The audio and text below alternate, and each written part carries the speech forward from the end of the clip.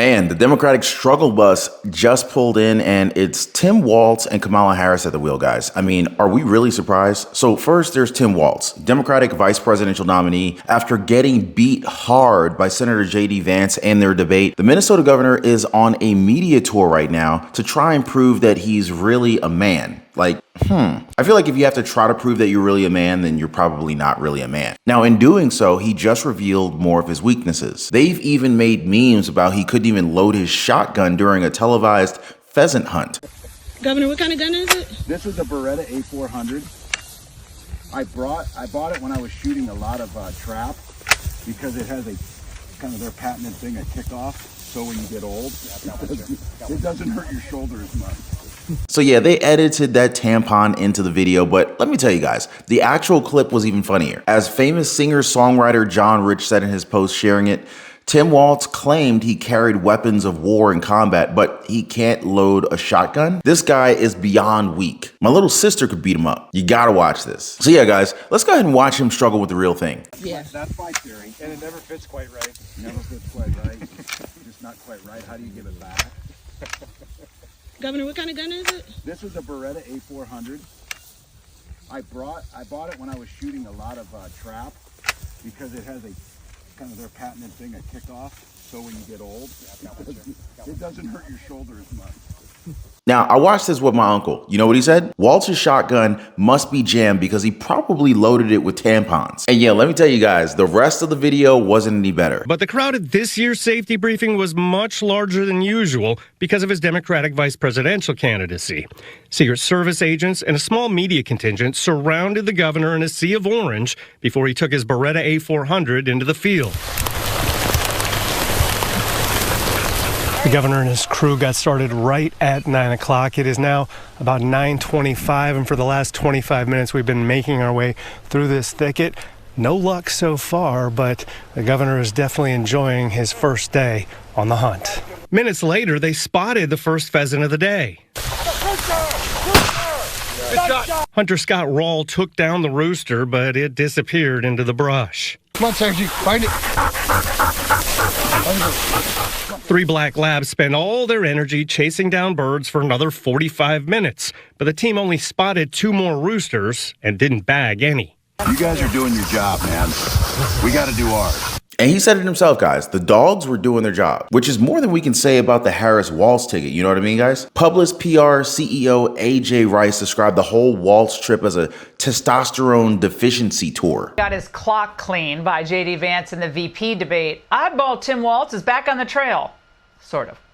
Now, the campaign has decided that they can risk sending him out in small doses with limited exposure to work on energizing the demographic Harris really struggles with. White men. So he'll be seen on football-focused TV interviews, and he'll do appearances with pheasant hunting experts and digital influencers. You spent years as a high school defensive coordinator. Yes. Coach, getting the guys together. How does that make you uniquely qualified for that? Well, I think it's about building teams, about bringing diverse folks in, finding where their skills work. I feel like I'm on a championship team with Vice President Harris. Wait, football is about diversity? What winning coach ever focused on that? My God, he's bad. Joining me now, A.J. Rice, President and CEO of Publius PR, author of the White Privilege album, and most importantly, my former producer. A.J., great to see you. Hey. Congrats Ingram, on the book. Great to be here. Thank you. Congrats on the book. Will men actually fall for this kind of Tim Walz approach? I don't think so. Yeah, I don't think so. I think he's out on the testosterone deficiency tour, right? I guess he's gonna ride around in a John Deere wearing that camo hat, maybe drink some more of that Miller High Life that Colbert pulled out of the cooler under his desk there for Kamala. I mean, it's pretty transparent how this is a whole weak attempt from the Harris-Walz campaign to try and reel in support from the male voters. I ain't voting for that guy, and it's not even working. I mean, personally, guys, I would not let Tim Walz anywhere near my son. What about you guys? And speaking of Kamala Harris, she had her own recent media fumble when she tried telling a story of her and late Senator John McCain, only to end up being questioned by John McCain's own daughter, Meghan McCain. For real, guys, check this out. Late into the night, And in the Senate, you walk onto the Senate floor, and there are these big wooden ornate doors. And those ornate doors opened. And John McCain came out. He's going after me. And I'm going back after him. I'm going back after him. And that was it. And this is what the public saw. And then I step onto the floor of the well of the Senate later that day. We had votes. And I passed by John McCain. And he looks at me and he says, "Kid, come over here.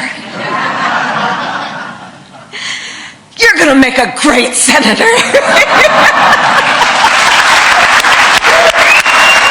True story.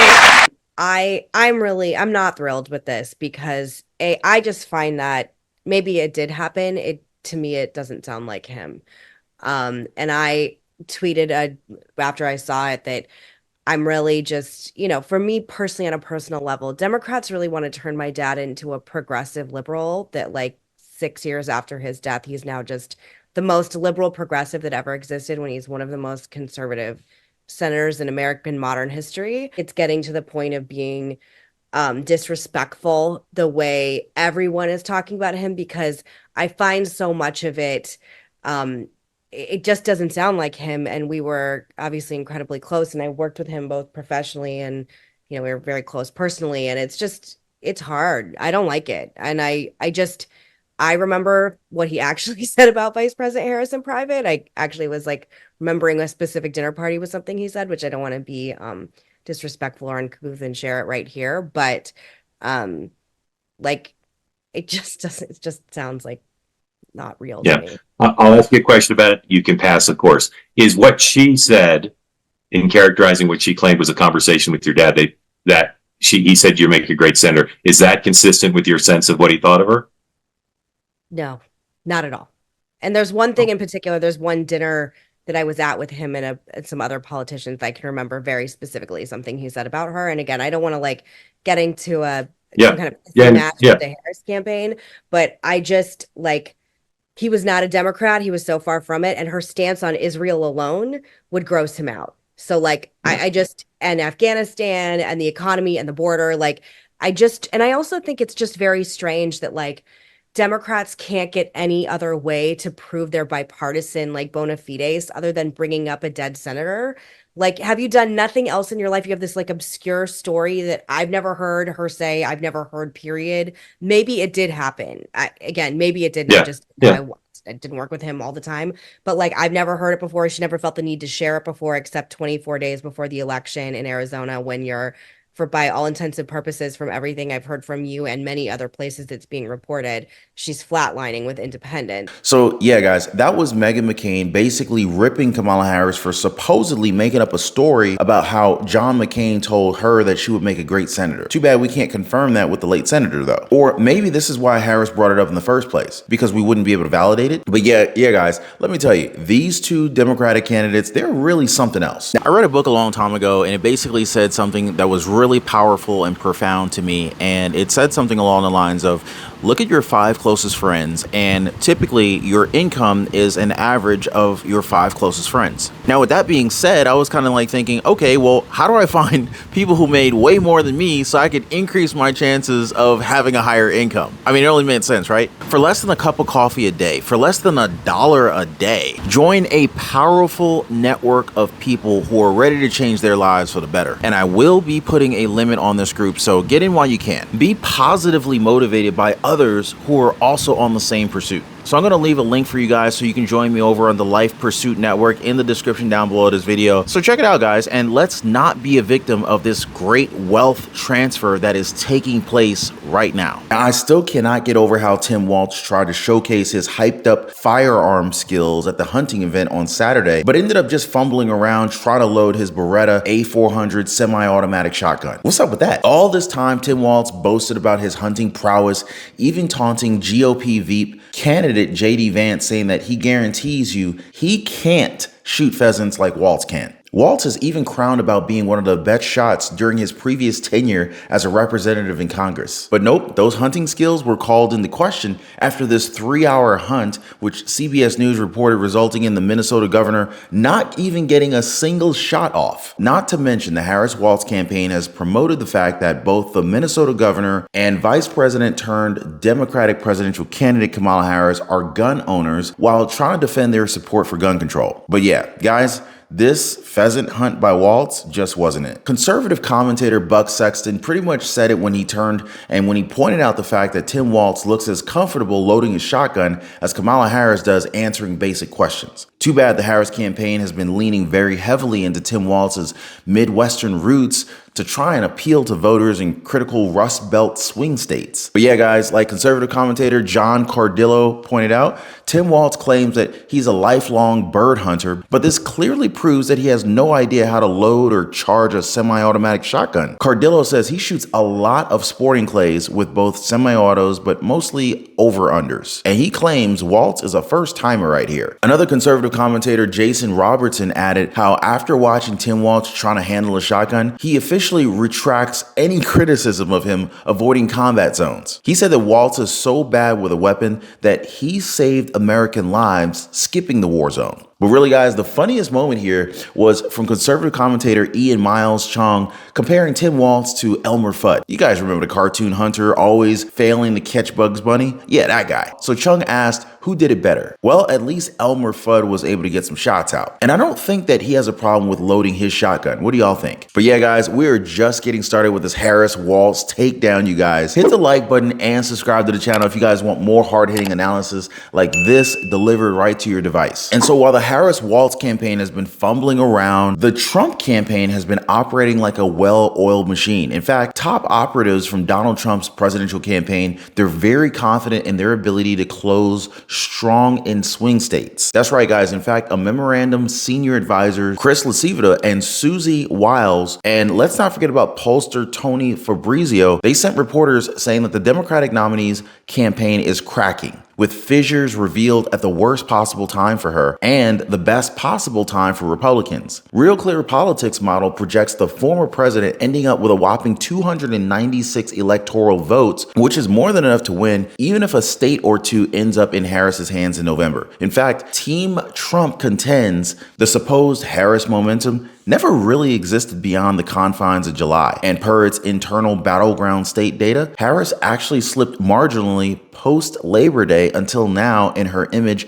and ballot position. She is 5 points underwater in terms of favorability, while she was -3 last month. And in a head-to-head test with Donald Trump, the vice president is now 2 points down, falling from dead even with Donald Trump last month. These are not good numbers if you're a fan of Kamala Harris. Yep. As the Trump team put it, Harris just cannot convince the voters that she's the change agent in the race, that she will be better for the economy, inflation, immigration, crime, or improving people's financial situation. Now, I just read it in our comments as well, guys. A lot of people are in survival mode and they can't take another 4 years of this, right, guys? I mean, even President Joe Biden can't seem to fully get behind the Harris campaign. Apparently, Kamala Harris staffers are starting to blame the Biden administration for not doing enough to help her presidential campaign. They said that the White House is lacking someone in the room thinking first and foremost about how things would affect the campaign. Oh, so now it's Joe Biden's fault that Kamala Harris is sucking it. So this month, Joe Biden shocked reporters by giving his first ever press conference in the White House briefing room as president, which some in Harris's world felt sucked the media oxygen away from her Flint, Michigan rally. Just last week, guys, Kamala Harris feuded with Florida Governor Ron DeSantis after reports revealed that his team turned down an overture to hold a call with her in the aftermath of Hurricane Helene late last month. But then Joe Biden turned around and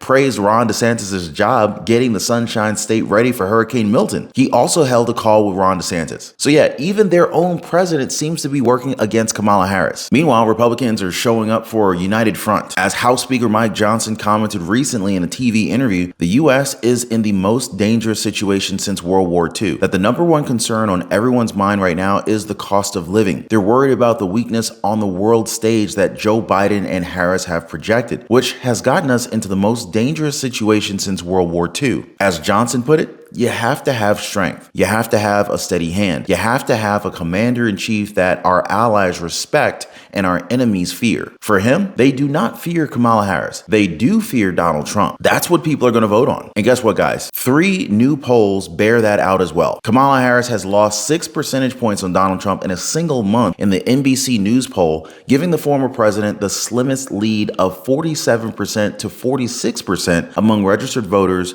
with third-party contenders included. A massive flip since last month. Harris scored 47% to Donald Trump's 41% in the same poll. A separate survey from ABC News Ipsos also showed voters moving in Trump's direction nationally, with Harris still up among likely voters 50% to 48%. But that's a pretty significant tightening from the 6-point edge Harris had scored in the last month among likely voters, 52% to 46%. Lastly, a CBS News YouGov poll found Harris ahead of Donald Trump nationally by 51 to 48% and up in the battleground state average of 50 to 49% among likely voters. Now, that poll had Donald Trump gaining just 1 percentage point in the national matchup from where he was in the September poll, which had Harris up 52% to 48%. With the fresh batch of polling, Kamala Harris's lead in the Real Clear Politics aggregate of recent multi-candidate national polling has also slipped and now sits at 1.4 percentage points,